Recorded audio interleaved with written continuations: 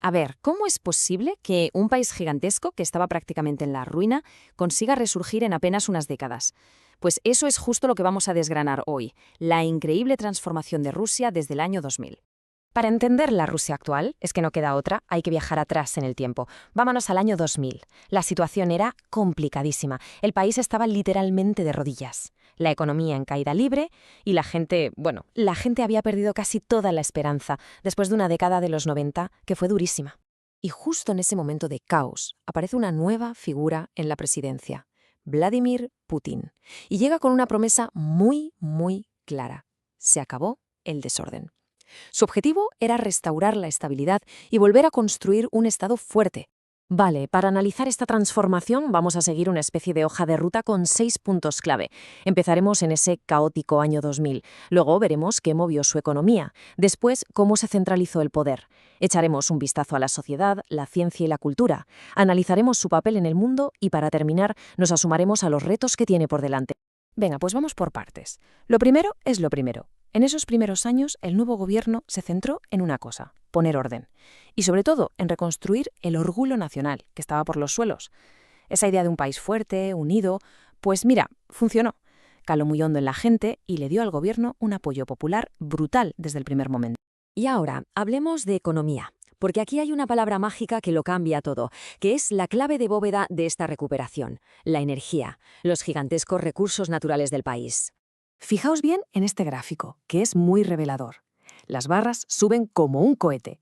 La economía rusa literalmente despegó en esos primeros años.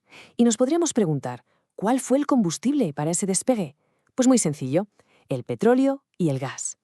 Los precios a nivel mundial se pusieron por las nubes. Y claro, Rusia, que es uno de los mayores productores del planeta, empezó a ingresar cantidades de dinero enormes.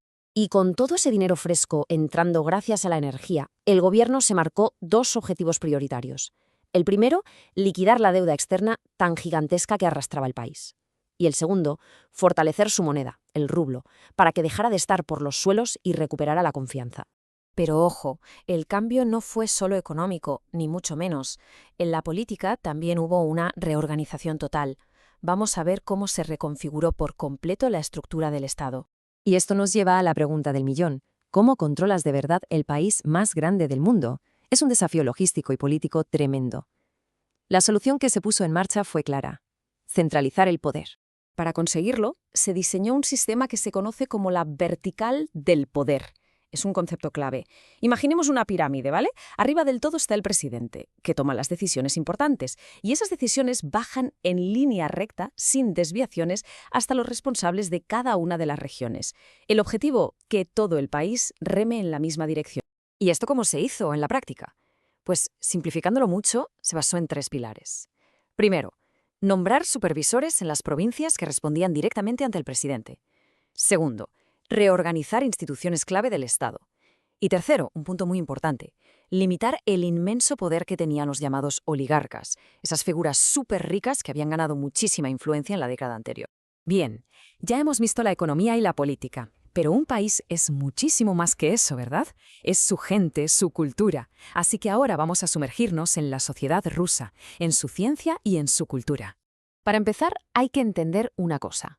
La escala de Rusia es de otro planeta. Conectar a toda su población es un reto brutal. Estamos hablando de más de 17 millones de kilómetros cuadrados.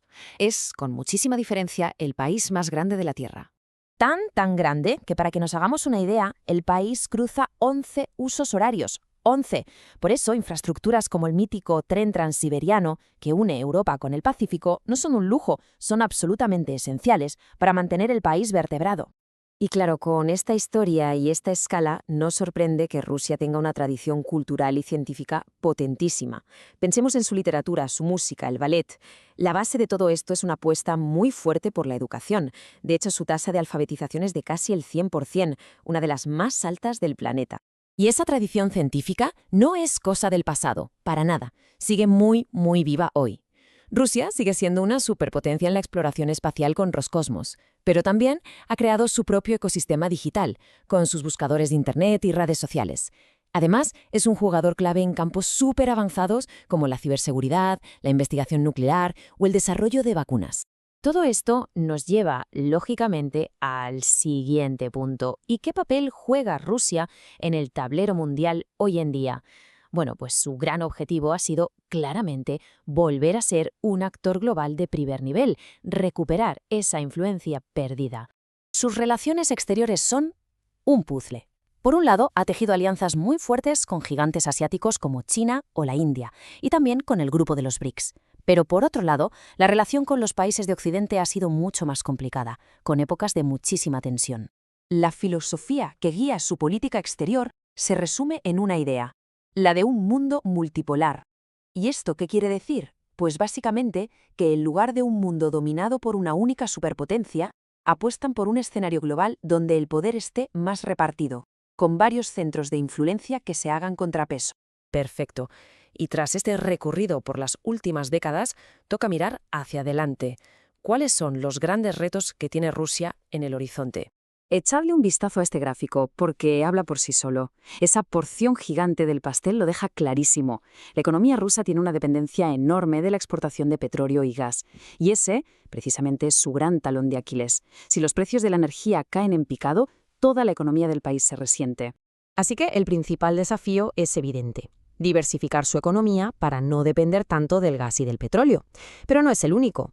También se enfrenta a un problema demográfico, con una población que envejece. Tiene el reto medioambiental de proteger zonas tan frágiles como el Ártico. Y por supuesto necesita adaptarse y competir en la nueva era de tecnologías como la inteligencia artificial. Y aquí lo dejamos, con una reflexión final. Toda esta increíble transformación de Rusia se levantó sobre la base de sus gigantescos recursos naturales. La gran pregunta ahora es, ¿será capaz de reinventarse para un mundo que va a depender cada vez más de la innovación, de la tecnología y de las nuevas energías?